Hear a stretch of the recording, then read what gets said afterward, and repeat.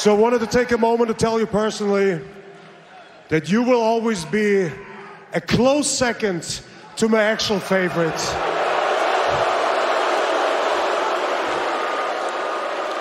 And my all-time favorite is none other than Bill Goldberg.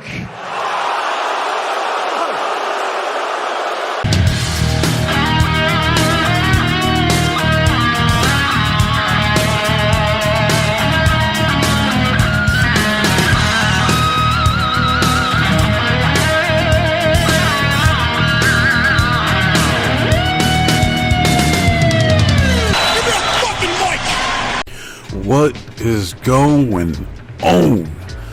Welcome to No Chill Promos. How y'all doing? Hope having a blessed Tuesday if you're watching this.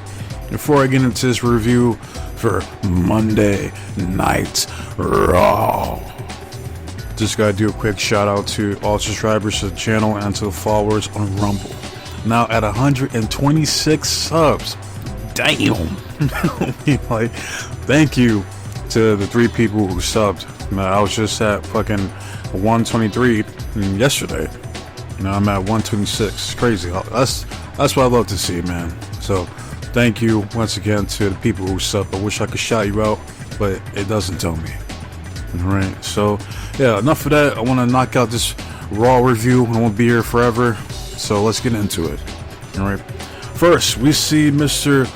Drew McIntyre coming in, taking these Johnny Cash. Next, you see LeBron Breaker, no dog this time, who was invested in tonight's main event, Fatal 4-Way for the #1 contender for his championship. Next, we see the current women's tag team champions, the lovely, beautiful Bianca Belair and Jade Cargill. All right, and I see Jade with that Beetlejuice shirt there. Like the books, she's holding blocks it, but she's wearing a Beetlejuice shirt, which I haven't seen the second one. And it's been years since I've seen the first one, so I might watch the second one when I get a chance. I don't know. But next, we see the Unholy Union, alright, with the sexy Isla Dawn. She can get it any day of the week, alright, and Alba Fire, alright, and they have a rematch. I guess it's like the trilogy to determine who is going to be the women's tag team champions tonight. Alright, and we have a special appearance from the best there is, the best there was, the best there ever will be, Mr. Bret the Hitman Hart. Alright, moving on to the first match of the night, and that's American Made versus the White Six. Alright, and real quick, let me break this group down for everyone. Break it down in Barney style. Alright, I'm going to rank from best to worst members here in the White Six. Alright, 6 members. You got Bray Wyatt. He's the best member, and he's not even here. Number 2, Nikki Cross. Number 3, Dexter Lumis. Number 4, Joe Gacy. Number 5, Uncle Howdy. And number 6 is Eric Rowan. Alright, and look, I'm sure Eric is a swell guy, you know, but he does absolutely nothing for me. He's just a big dude with red beard. That's it.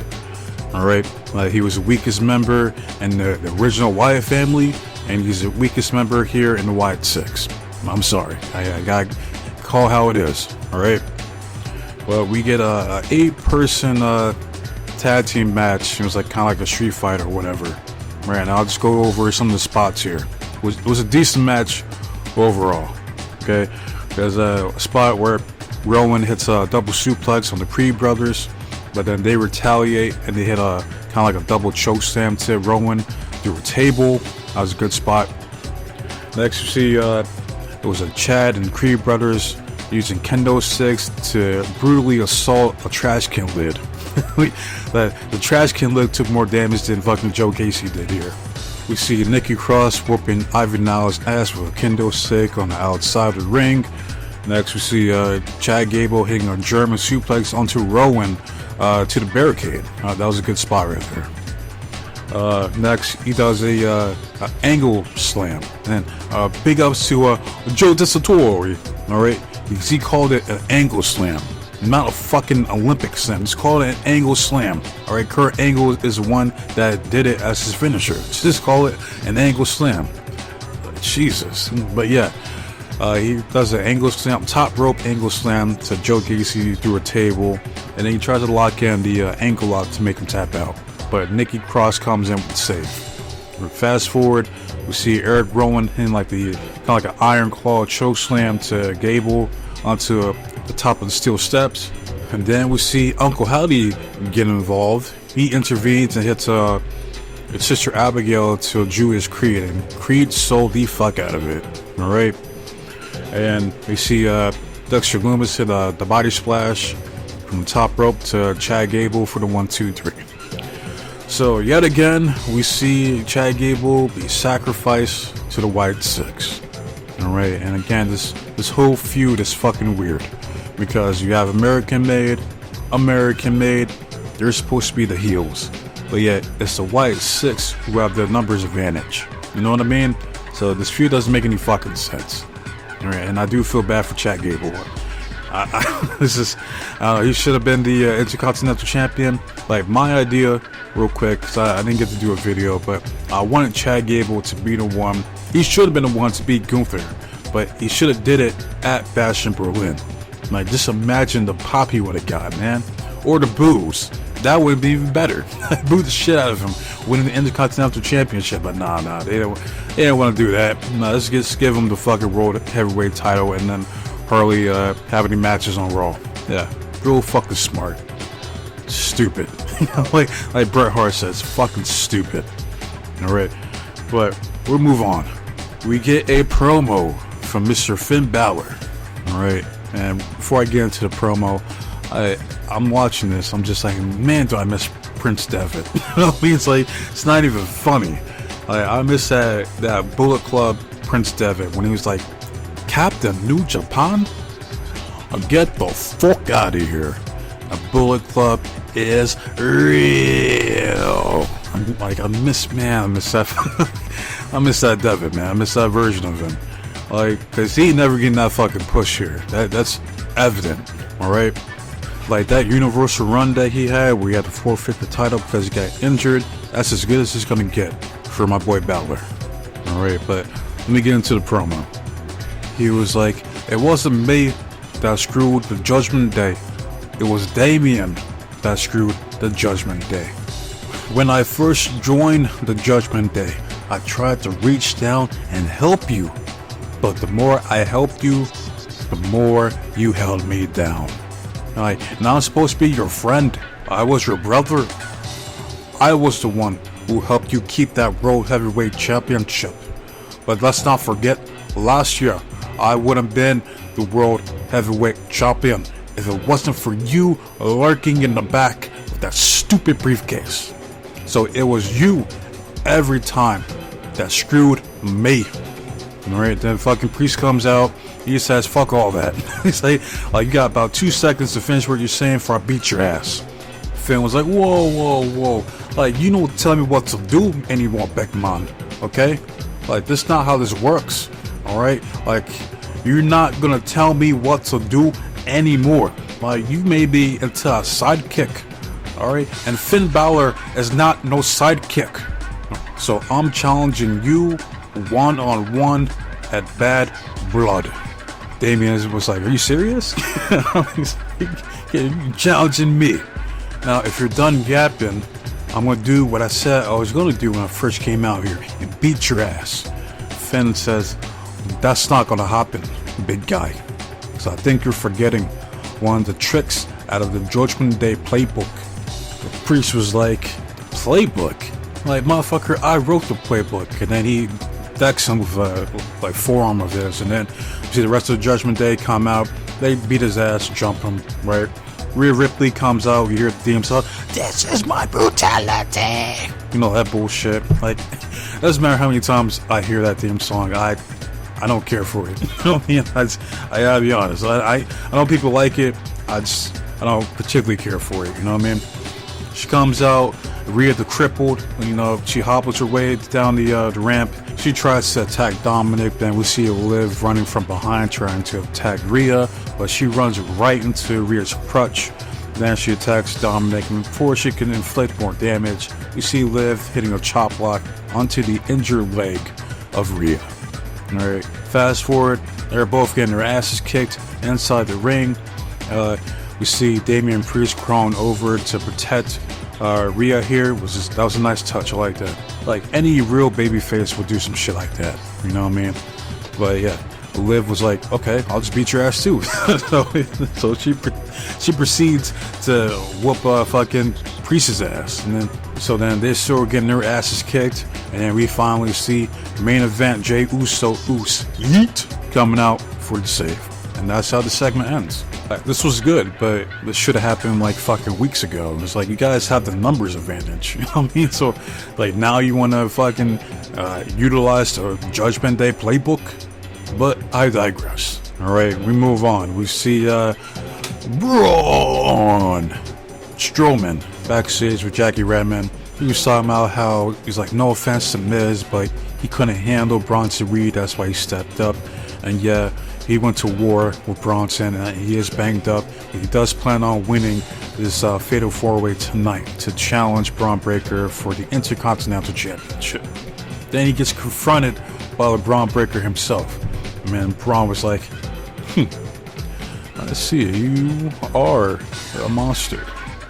But the only reason that you're still standing right now is because you haven't faced me. I'm here to prove that you have to be 6'9", 700 pounds to be a monster. Alright? Not when you have all the dogs out here in Calgary, Alberta, Canada. Like, hoo, hoo, hoo, hoo, hoo. You know, yeah. Braun was like, you have no idea who you're talking to right now, kid. Braun was like, you know what? I hope you do win tonight.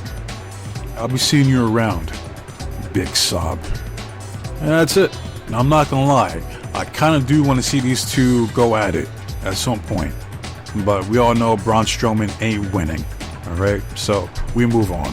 Next we get the tag team match for the Women's Tag Team Championship. Alright, you got Unholy Union versus Jade Cargill and Bianca Belair. And it's been a minute since I got to see Bianca Belair work in the ring, ever since she's been drafted to SmackDown. But I'm watching her in this match and I'm like, man, she's such a powerhouse. Like, she's just like tossing around Isla Dawn and Albert Fire like it's nothing, you know what I mean? It's too easy, right? Like, I was watching that interview with Bobby Lashley on the, I believe the channel is called The Laboratory. Big ups to them. Like, he was like, yeah, he was like, Bianca Belair is a beast. And I'm like, when you get the co-sign from Lashley, that is very high praise. I mean, like, that's how you know you're fucking legit. Alright? And she is. Alright, she is the EST of the WWE for a reason. Okay? And as far as the tag team match, it was decent, even though it was predictable. Alright? And fast forward to the finish. Basically, they hit their finisher. Their tag team finisher was like a DDT into like a wheelbarrow suplex for the 1, 2, 3. Alright, and still the Women's Tag Team Champions, Jade Cargill and Bianca Belair. And I noticed like Jade, after the fact, was kind of like holding her left leg, I believe. So hopefully she didn't like tweak something or anything like that, but I don't know. We'll see. But we gotta move on. And next, we see the LWO backstage. And it's good to see Dragon Lee. It's been a minute since I really got to see him. I saw him last week on Raw. He did his thing, even though he didn't win. Alright, but he's kind of promo. He was like, basically, he's like, okay. You're like, Jackie, the Judgment Day, they always need help. So now I have backup. And Rey Mysterio then says, like, who better to take on the Judgment Day and my stupid son than Dragon Lee? He's like, oh, look who it is. We got the Addams family. I mean, I was cracking up when Ray said that shit because it's so true. That's hilarious. But he was like, what the hell you guys want? Finn was like, It's like, I don't know you two clowns see what we just did there in the ring, but if you get in Judgment Day's way, then it'll be all of you next. Alright. And then Ray was like the only thing I see out there was a bunch of wannabe thugs that run away from a real fight. And Dominic was like, hey, why don't you shut up, deadbeat? And Ray was like, well, why don't you watch your tone, son? And let me tell you something, Finn. Why don't you stop hiding behind my El Stupido son and you face me tonight? Finn was like, you're on. But you just made a big mistake. And that's it. But I'm watching this and it gave me an idea for a video that I want to do about Rey Mysterio. Watching this. Something that I want to see from him. Alright, but I'm going to try to put that video out as soon as I can. Now we move on to Canada's favorite wrestler of all time, Bret the Hitman Hart. Alright, he's out there with Wade Barrett and Joe Tessitore. Okay, and Bret was like, basically, he's still the best there is, the best there was, and best there ever will be.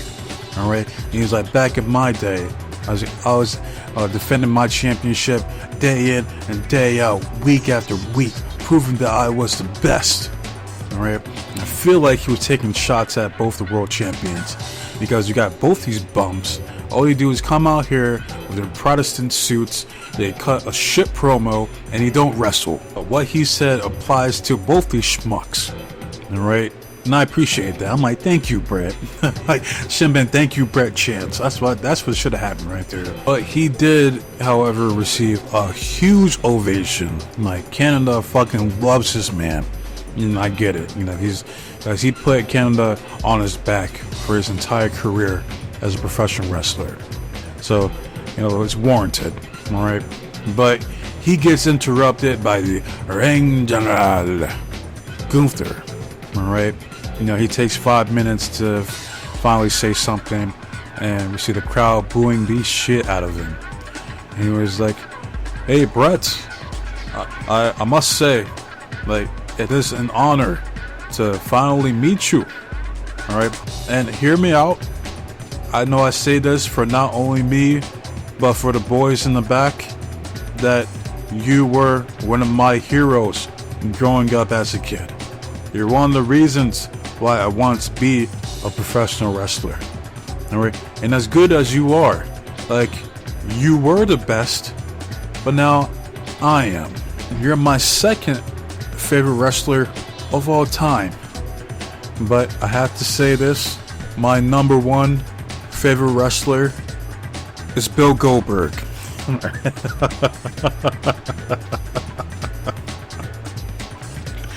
like the heat he got from this shit was tremendous. Alright, this is the best shit Gunther has ever fucking said so far in his entire life.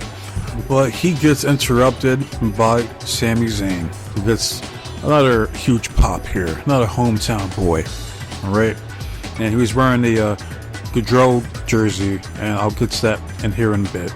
I was gonna clown him at first. I'm like, oh, look at this dude, he's trying to go for the cheap pop, but there's a really good reason as to why he's wearing that jersey. Alright, but more on that later. But he comes out and he was like, how dare you disrespect Bret the Hitman Hart, one of the greatest of all time. Right? And yeah, you want to claim that you're the best? Well, prove it. Face me, man that beat you at WrestleMania 40 for the Intercontinental Championship. Alright? And simply put, Gunther says, like, Sami, like, you're not even in the same league as Bret Hart. And my answer is no. You know? The way he says no and then he does that fucking smirk and then walks away is hilarious to me.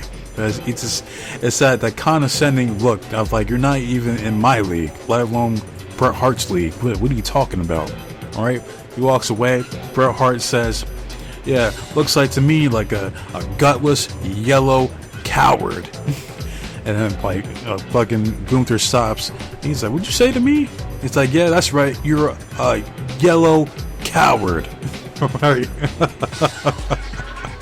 Then we've seen Sami Zayn stop Gunther because he was trying to beat He's supposedly trying to beat Bret Hart's ass, but if I had my money on Bret Hart versus Gunther, I'm going with Bret Hart. Alright, all he has to do is just hit that punch, hit him with a pile driver, and tap his ass out with a sharpshooter 1, 2, 3. There you go. And put the belt. Bret Hart has one more run in him. Put the belt on him. Alright, but nah, I'm joking. Gunther backs down, and we see Sami Zayn and Bret Hart just soaking in all the cheers and the admiration from the Canadian crowd. Alright, both these guys got huge pops here tonight. Alright, and it's always good to see Bret Hart, you know, still keeping all that vitriol towards Bill Goldberg. And people call him bitter. I'm like, he has every fucking right to be. Fuck him. Like, if I was Bret Hart, why the fuck, like, you know, like, oh, he's still holding on to that grudge? You damn right he is, and I love it. Let him hold on to that grudge until the day he dies, man. That's him. Who's anyone to say that he should get over it, right? His career ended because of a kick from him. Like, he has every right to feel that way. You know what I mean? But this was a missed opportunity. Like, imagine if Bill Goldberg would have came out there. Like, just imagine the heat his ass would have got, man. That would have been glorious. I'm telling you right fuck now, man. Gets up a tag team match. Gunther and Goldberg versus Bret Hart and Sami Zayn. And the real picture is set up at WrestleMania 41 to bury the hatchet once and for all. Bill Goldberg versus Bret Hart. Alright, to end the feud. The feud of all feuds. Alright, that's what I want to see this year, next year's WrestleMania. Like, you talk about a big money matchup? Shit, man. like, I know I said that I don't want to watch any pay-per-views or SmackDown as long as Cody Banks is still champion, but I might have to tune in if they do that match. I'm not kidding. I want to see that happen. Like, nah, I'm just bullshit. It ain't gonna happen, man. Bret Hart's days of wrestling is over, and I don't think Goldberg really fucks with Triple H like that. So, but yeah, we move on to the next segment. Next, we see Mr. YXB, Pete Dunne, talking to Braun Breaker. Braun was like, you know what? I know what to make of you at first. I seen you tag teaming with the Brawling Brutes, but remind me, what did you used to call yourself? And Pete stops him. He's like, don't call me that, okay? Braun was like, okay, Pete. He's like, look, and you gotta be a complete fool to try to convince yourself that you have any chance of beating me in a fight, because there is none. Alright? Pete then says, look, after I smash Trick Williams tomorrow night, I'm then going to smash Ethan Page to become the new NXT champion, and then I'm going to smash you and take your Intercontinental Championship. And you can just call me a double champ. Braun was like, look, the only thing that's going to happen is you're going to do that dumbass shrug that you always do. Like, man, why did I just get my ass beat? Man, why is Braun Breaker such a badass? Man, why are there so many dogs in here in Calgary, Alberta, Canada? And you hear the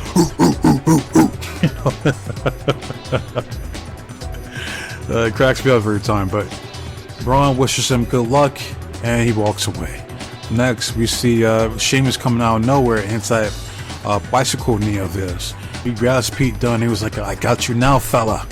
Alright, and before he go upside his head with the shillelagh, he gets stopped by security. He was like, let me go, let me go. Alright, like he wanted to tear Pete Dunne's head off right here. Alright, so I suspect that we're going to see Sheamus down on NXT tomorrow night, but I digress. But moving on to the next match, and that's between Dragon Lee from the LWO versus Dirty Dominic Mysterio from Judgment Day. And I couldn't even enjoy the match because they were just spamming fucking commercials like every 2.5 minutes. You know what I mean? But we're just gonna fast forward to the finish. Basically, Liv Morgan intervenes, shoots a chop block onto fucking Dragon Lee. Dominic takes advantage, hits a clean ass frog splash for the 1, 2, 3. And the winner is Dominic Mysterio. No surprise there. Right? We move on. We see Jade Cargill and Bianca Belair backstage. You know, they're talking amongst each other, but they get confronted by damage control. And basically, Io says, like, you don't get too comfortable with those tag titles, all right? And Bianca was like, oh, hell no. I'm like, ew. I'm like, back up. Get your ass up, all right? But, and I seen that photo of Kairi Sane last week when she, her face collided with that fucking announce table. Nasty. Oof. But I'm glad she's okay. Glad it wasn't too serious, and that, you know, she's gonna have to wear that bandage, you know, on that side of her face for a while. Alright, but it couldn't have been worse. You know what I mean? So glad she's okay overall. But we move on, and we see my favorite stable here on Raw, the stud line. Yeah, look at these studs right here. But before they have their match with Lyra Valkyria and Zelina Vega and their mystery guests, wink wink, you see the camera pan over to the announce table to Joe Tessitore, alright? And I didn't know this happened, alright? And what he's about to say makes all the sense in the world as to why Sami Zayn came out with that Pacific hockey jersey here tonight. But Joe says that on behalf of the WWE, we give our condolences to the Gaudreau family, because they recently lost both Johnny and Matthew Gaudreau back on August 29th due to a drunk driver. And I had to look this up, and apparently they live out in Salem, New Jersey, alright? And they got hit, they were on their bicycles, and he got hit by a fucking drunk driver. And yeah, so that dude that which is vehicular homicide, that motherfucker is gonna spend the rest of his miserable fucking life in prison, as you should, because it's 2024. You should fucking know better than to drink and drive. But people do what they do, man. I mean, just, it can't be helped, all right? But because of his fucking actions, we have the whole world grieving over the loss of two renowned hockey players. And rest in peace to both Johnny and Matthew Gaudreau. Alright? I hope I'm saying their last name right. It's like kind of like Trudeau, like Justin Trudeau, the fucking prime minister there. But rest in peace to both those men. I also found out that Johnny's widow is pregnant with his third child. And hearing that, and not only that, but the fact that they're like a couple years younger than I am, it always hits different when I see people like around my age group pass away, man. Because it's like, man, it's too fucking young, man. Way too young. You know, it's devastating. So I just want to give a moment of silence for Johnny and Matthew Gaudreau here.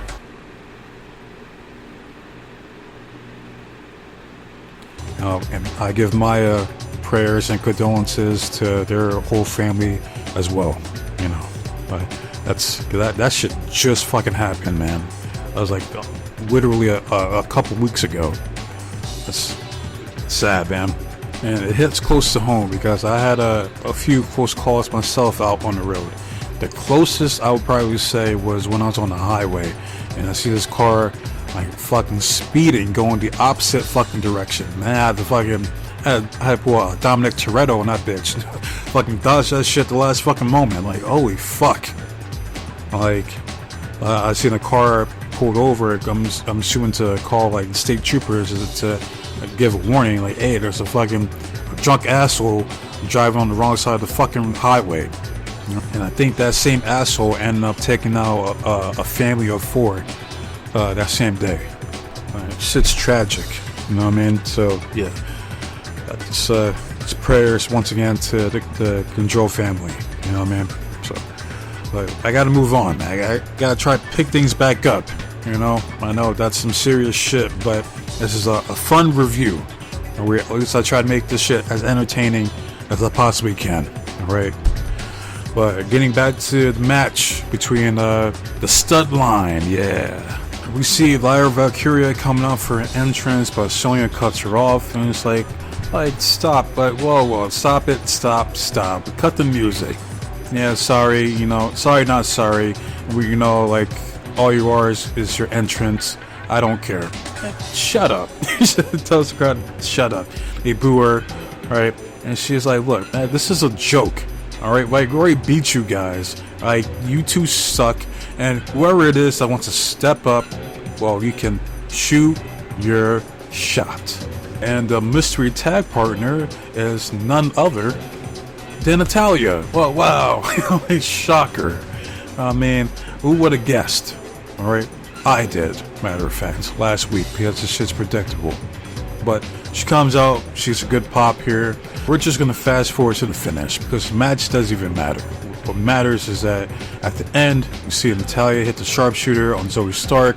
We see Zelina Vega lock in the Boston Crab or the Walls Jericho to Sonya Deville. And then we see Lyra Valkyria lock in a single leg crab. Alright, and so at the same time we see 3 submissions on the stud line. We see Zoe Stark taps out, and your winner is Natalya, Lyra, and Zelina. And we see the ladies celebrating, the crowd's cheering Natty. We see Natty pointing up, as paying tribute to those who are no longer here, like her father, Jim Neidhart, Owen Hart, Stu Hart, Davey Boy Smith, and the rest of her family that might have passed away. Alright, so good for Natalya, and I'll tell you right now, seeing this, like, how can you take the stud line seriously? You can't, man. They're jobbers. Right? So call them the Pure Fusion Collective. You can call them the Pure Fusion of Jobbers. Alright, that's what the fuck you could call them. The PFJ. What the fuck they are. Alright, but we move on. And next we get a promo from my nigga Drew McIntyre. He comes out and basically says like, oh yeah, why don't you guys cheer for Punk? Yeah, hey, I'll help you. CM Punk. And the crowd chants, they're going crazy for Punk, even though he wasn't here tonight. Punk thought it was over just because he's better at hitting all the 4 corners of the ring. Alright, but y'all seen what I did to him last week. After all the times he screwed me over at a main event for the World Heavyweight Championship. Like, it's far from over, you arrogant prick. But I finally took care of the CM Punk problem last week once and for all. Alright, I whooped his arse, and CM Punk is done. And now I need to bring attention to an old friend of mine. And that's you, Wade. He looks over to Wade, and he was like, I don't have too many friends here in this business, but you and me, we go back for decades. And you were the only one who stood up for me against Michael Cole's lies about CM Punk and how he kept ruining main events after main events after main event. So why is it that you had to get in my way last week? Alright, don't worry, I'm not angry. I'm just disappointed. Alright, and I'm looking at you man to man. Alright, if you do that again, there's gonna be a problem. And then Wade Barrett gets up and he's like, you talking to me? And before Wade Barrett can say, I got some bad news, and it hits where he knocks out fucking Drew with that Barrett barrage of his.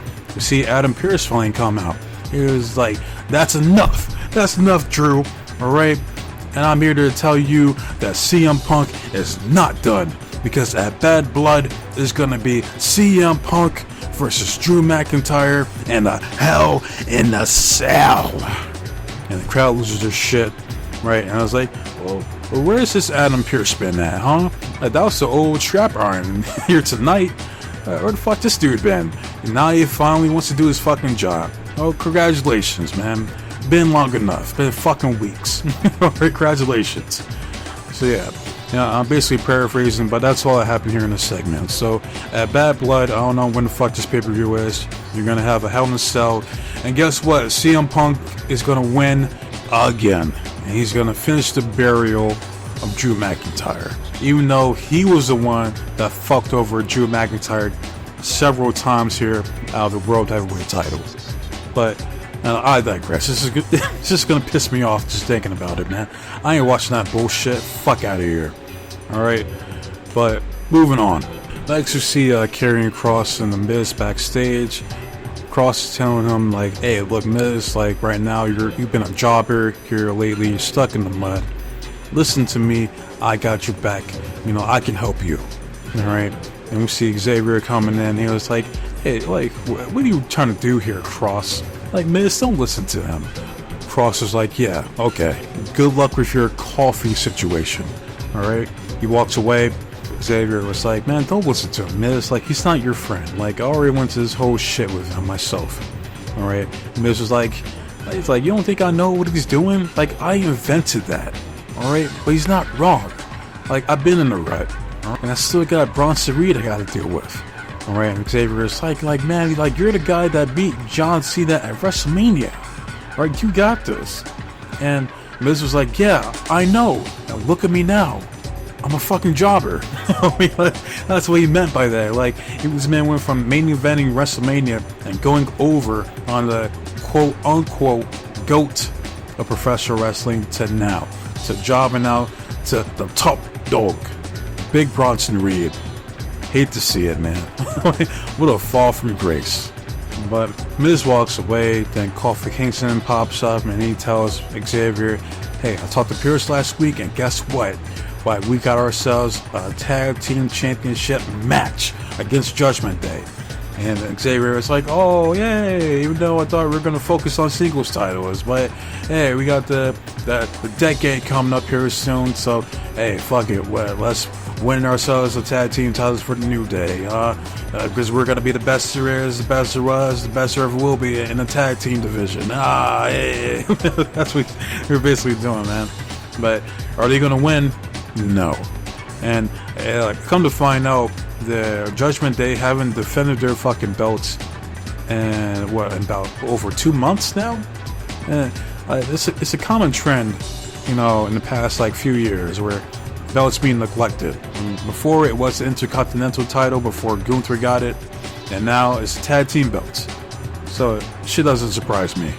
All right, a New Day. It's crazy them being together for a decade. Like, that's crazy. Right? But no, they're not winning the tag belts, or at least they shouldn't. Right? I still want to see Xavier Woods turn heel. That still needs to happen. Right? I want Xavier to win some singles gold. That's all I want to see. All right. But moving on, we get a match between Rey Mysterio versus Finn Balor, and I gotta say, like, you got Rey Mysterio, who's almost 50, and this man can still go in that ring. And I know he recently got his gym broken stem cells, and them shits be working. You know, like this man, I know he said like he's not in pain anymore. Or his knees were fucking up. So yeah, them shits work because this man was like, he looked great out there tonight. You know, I couldn't really get into the match because of commercials, but we're gonna fast forward to the finish. And basically, Finn had like a modified single leg crab, focusing on the surgically repaired knee of Rey Mysterio. He ends up getting disqualified because he refuses to relinquish the hold. After the fact, we see him hit a shotgun drop kick to Rey Mysterio to the turn post. You know, and we see Rey is down. Rey is down. Rey is down. If you know, as a Booker T reference for Batista. So he's like, Batista is down. Batista is down. Batista is down. That just reminded me of that here for some reason. But Finn walks away, you know, security and all that, referee trying to, you know, like, get him out of here. Alright, but Finn says fuck that, hits another shotgun drop kick to Rey Mysterio and like onto the ring. And I like how the shit flickered, like the display there on the side, it flickered when after Rey hit it. And Rey again is down. He's dead. It's done. He ain't moving. Alright. And they're just trying to make Balor look stronger heading into Bad Blood, even though he's going to lose. More than likely. Alright, so that's all this was. So we move on. Next we see the Czar of Raw, Mr. Ilya Dragunov. And he's basically saying how this is a big opportunity for him, that he has to go up against Pete Dunne, Braun Strowman, and Jey Uso. But this is an opportunity for me to claim the Intercontinental Championship. and finish some unfinished business with Braun. And then Braun Breaker shows up and he was like, no. Alright, there is no unfinished business. Like, I beat your ass before. And look, you could go out there and you could win tonight. And I'll just beat your ass again. And then we see main event Jey Uso showing up. Has to stare down with Braun. And he was like, man, shit, this fool, man. But hey, main event Jey Uso's down in Yo City, Calgary, Alberta, Canada. Yeet. Right, and he goes out there, and the crowd goes fucking crazy for Jey Uso. Everybody's fucking out there yeeting. Right, yeet. And I gotta point this out right here. Right, this is a no-no from Joe Tessitore. All right, like, don't do this, man. Like, him holding up a sign of Calgary. Like, look, man, that's the type of goofy ass shit that Michael Cole would do. Don't be like Michael Cole, man. Like, don't. All right, just be you, man. Why would you want to be like Michael Cole? He sucks. All right, and I don't care. Like, people try to have this revisionist history towards Michael Cole, but this dude has sucked for the past 2 decades. All right, I never liked Michael Cole, man. And all of a sudden, on this Triple H era, I'm supposed to pretend like he's good all of a sudden because Vince is no longer in his ear. And it's like, and it's sad to say this, but Michael Cole being miserable is better than him being happy. All right, I don't like happy Michael Cole. It's irritating, man. I'd rather see him hating his job. At least, you know, he still sucks then, but he's not annoying as he is. But he's over there doing his off-rhythm yeeting and all that shit, man. Goofy ass shit. All right, so yeah, Joe, don't do that. All right, stop it. Okay. But yeah, we get the match, the main event for tonight, and that's the Fatal 4-Way to determine the #1 contender for the Braun Breakers Intercontinental Championship. All right, and this was easily the match of the night, but it did get ruined by commercials. And I seen a comment. Someone had a brilliant idea. I don't remember who the fuck said this, but he was like, you know, they should just make the main event for Raw's commercial free. And that's a great idea. All right, because I think Joe said earlier how the first hour is supposed to be commercial free, and I hate it when they do that because that's why they spam like the rest of the show. The next 2 hours of fucking commercials, and then you can't get into the match because they're always in a fucking commercial. All right, like that's why I couldn't enjoy the Dragon Lee versus Dominic Mysterio match or Rey Mysterio versus Finn Balor because they're fucking ruined by commercials, man. How the fuck we supposed to get into this bullshit? I'm not gonna break down the entire match. It was good. It was a pretty good match, I'd say, for the time that they had for what it was. But the spot of the match was a callback to Shawn Michaels versus Shelton Benjamin at the Gold Rush tournament in 2005, I believe. All right, where like Shawn hit the sweet shit music off the Shelton, off the springboard. To this day, I don't know what type of move he was trying to do, but yeah, they did that here with Jey Uso hitting the super kick to Ilya Dragunov here. Didn't look as clean and as polished as when Shawn does it, but it was still a good spot.